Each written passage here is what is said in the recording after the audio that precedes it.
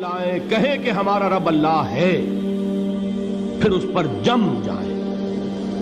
ان پر فرشتوں کا نزول ہوتا ہے، نہ کوئی غم کرو نہ خوف، خوشیاں مناؤ جنت کی جس کا تم سے وعدہ کیا گیا تھا۔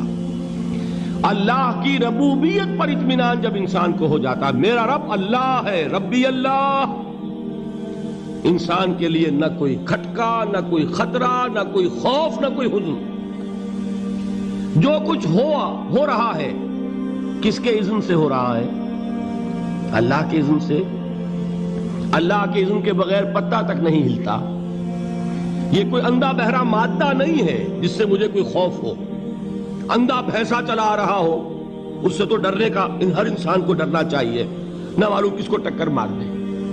لیکن نہیں، اس کائنات کو چلانے والا ایک سمیع و بصیر خدا ہے، وہ جو میرا دوست ہے، میرا ولی ہے۔ اللہ ولی الذین آمنوا یخرجہم من الظلمات الی النور۔ اللہ اہل ایمان کا ولی ہے، ساتھی ہے، پشت پناہ ہے، مددگار ہے، حمایتی ہے۔ بتائیے جسے یقین ہو جائے کہ اللہ میرا مددگار، اللہ میرا محافظ، اللہ میرا پشت پناہ، اللہ میرا حمایتی، اس کے لیے کوئی خوف ہوگا؟ اس سے کوئی ڈر ہوگا؟ میں مثال دیا کرتا ہوں ایک بہت سادہ، پنجاب کے دیہات کی۔ وہ بڑا چودھری ہے اور کوئی غریب کسان ہے۔ اس غریب کسان کے جانوروں کو ہر وقت اندیشہ ہوگا چوری کا، کوئی میری بھینس کھول کر نہ لے جائے، کوئی میرا بیل کھول کر نہ لے جائے۔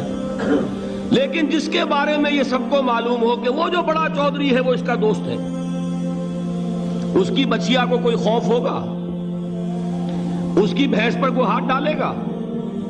اسے کوئی اندیشہ ہوگا؟ نہیں۔ کیوں؟ کہ وہ بڑا چودھری، بڑا اس کا یہاں کا سردار، جاگیردار، سب کو معلوم ہے وہ میرا دوست ہے، کوئی میرے خلاف اقدام نہیں کر سکتا۔ اس دنیا میں یہ چھوٹی سی بات اگر آپ کے دلی اطمینان اور سکون کا باعث بن سکتی ہے تو ذرا تصور کیجئے۔ میں لفظ تصور استعمال کروں گا صرف اس لیے کہ اس کا ہم جس کو کہتے ہیں ادراک اور شعور کر نہیں سکتے، اگر کے ساتھ کر سکتے۔ اگر یقین ہو کہ اللہ میرا مددگار اور یقین ہو کہ اللہ ہر آن میرے ساتھ ہے، پھر کوئی خوف، کس کا خوف؟ کوئی شے اللہ سے بالا تر ہے؟ کوئی قوت اس سے زیادہ طاقتور ہے؟ کوئی اس کے ارادے کو بدلنے والا ہے؟ کوئی اس کی مشیت کے آڑے آنے والا ہے؟ یہی بات ہے جو حضور نے فرمائی۔ یہ ایمان کا حاصل ہے لب لباب، کہ دیکھو اچھی طرح اس بات کو ذہن نشین کر لو، اگر تمام انسان مل کر تمہیں کوئی نقصان پہنچانا چاہے نہیں پہنچا سکتے، مگر جو کچھ اللہ نے لکھ دیا ہو، اور تمام انسان مل کر تمہیں کوئی نفع پہنچانا چاہے نہیں پہنچا سکتے، مگر وہ شے جو اللہ نے طے کر دی۔ آپ پھر میں کہوں گا ذرا طاری کیجئے، اسے فرض کیجئے، اسے سوچئے۔ اگر اس حدیث پر ہمارا دل ٹھکا ہوا ہو تو کسی سے ڈر ہوگا؟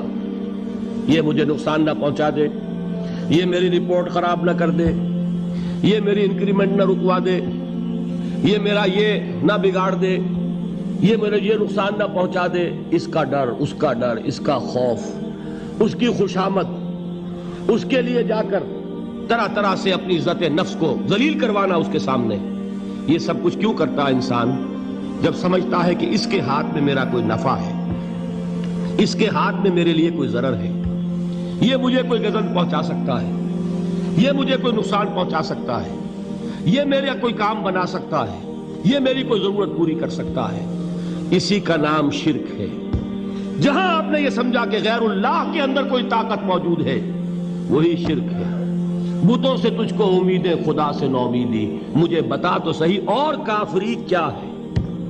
شرک تو یہ ہے جس پر بھی تمہیں یہ خیال ہے، کلمہ ہے یہ کلمہ سوم، لا حول ولا قوت الا باللہ، ذرا اس پر دل کو کبھی اگر آپ تصور کریں، پھر فرض کریں، دل ٹھک جائے اس پر، کوئی طاقت نہیں۔ یہی بات تھی جو شیخ عبد القادر جیلانی رحمۃ اللہ علیہ نے اپنی وصیت میں اپنے بچے سے کہی. 11ویں دینے والے ہیں، لیکن حضرت شیخ عبد القادر جیلانی کی وصیت اور تعلیمات کو کتنے لوگ ہیں تم جانتے ہو؟ یہ جن مقامات تک پہنچے ہیں وہ کس چیز کی بدولت پہنچے ہیں؟ انہوں نے جو پیغام دیا وہ کیا تھا؟ اے میرے بچے، جس طریقے سے قرآن مجید میں حضرت لقمان کی نصیحتیں جو ہے نقل کر دی گئی ہیں، میں یہ عرض کروں گا بالفرض اگر قرآن حضرت عبد القادر جیلانی کے بعد نازل ہوا ہوتا تو شیخ عبد القادر کی یہ نصیحتیں بھی قرآن میں درج ہوتی. اتنی اونچی نصیحتیں ہیں. اے میرے بچے، اس حقیقت کو ذہن نشین کر لے، لا فاعل فی الحقیقت ولا مؤثر الا اللہ. اس کائنات میں نہ کوئی فاعل حقیقی ہے نہ مؤثر حقیقی ہے سوائے اللہ.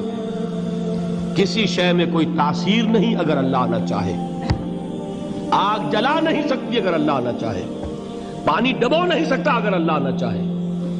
زہر ہلاک نہیں کر سکتا اگر اللہ نہ چاہے. کوئی چیز فائدہ نہیں پہنچا سکتی اگر اللہ نہ چاہے. تو در در پہ کیوں سر جھکاتے ہو؟ در در پر کیوں جبیں سائی کرتے ہو؟ سب کے سامنے کیوں ہاتھ پھیلاتے ہو؟ ایک اللہ سے مانگو. ایک اللہ کے سامنے زمین پر اپنی جبین رکھو. لا فاعل فی الحقیقت ولا مؤثر الا اللہ. نظر آتا ہے ہمیں کہ پانی پیاس بجھا دیتا ہے. پیاس بجھانے کی صلاحیت پانی میں نہیں ہے، اللہ کے اذن سے. کھانا بھوک مٹا دیتا ہے.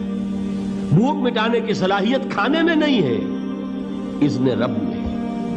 دیکھیے یہی یقین تھا. حضرت موسیٰ علیہ السلام کا واقعہ یاد کیجئے. سامنے سمندر آ گیا ہے. قوم دیکھتی ہے پیچھے کہ گرد و غبار کا طوفان ہے. معلوم ہوا کہ فرعون اپنے لشکر سمیت آ گیا ہے. لشکر جب چلتا تھا تیز رفتاری کے ساتھ تو گرد و غبار کا جو طوفان اٹھتا تھا اس کا تصور کیجئے. اور لمحہ بلمحہ وہ قریب آ رہا ہے. پوری قوم نے کیا کہا؟ اے موسیٰ انا لمدرکون.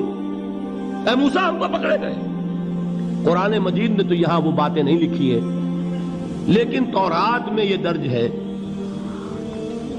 کہ بنی اسرائیل جھگڑنے لگے، دست و گریبان ہو گئے موسیٰ کے ساتھ. موسیٰ ہمیں یہاں مروایا لا کر، اس سے تو ہم ہی بہتر تھے. وہاں کھانے کو ملتا تھا، زندگی تو تھی. بیگار ہم کر رہے تھے، موت تو نہیں تھی. اب جو کچھ ہوگا اس کا تصور کرو، جس طریقے سے ہمارے ٹکڑے اڑائے جائیں گے. تو لڑ رہے ہیں حضرت موسیٰ علیہ السلام سے. یہ تورات کی تفصیل ہے. قرآن میں صرف اتنا آیا ہے، پریشان ہو کر انہوں نے کہا انا لمدرکون. موسیٰ ہم تو پکڑے گئے. اس وقت موسیٰ کا جواب کیا ہے؟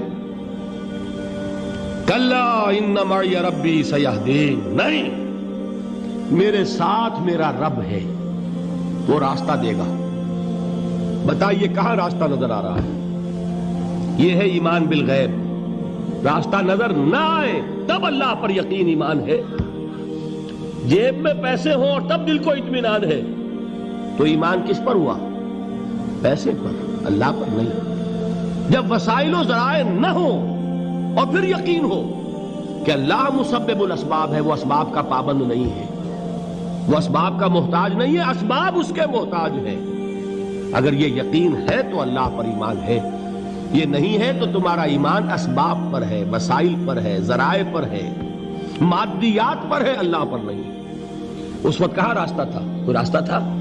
سمندر ہے اور ادھر سے لشکر آ گیا ہے. کلا ان معی ربی سیہدین. اب دیکھیے ایمان کہہ دینا آسان ہے، ہوا معکم اینما کنتم. جہاں کہیں بھی تم ہوتے ہو اللہ تمہارے ساتھ ہوتا ہے. لیکن اس کا یقین قائم ہو جائے تو زمین و آسمان کا فرق واقع ہو جائے.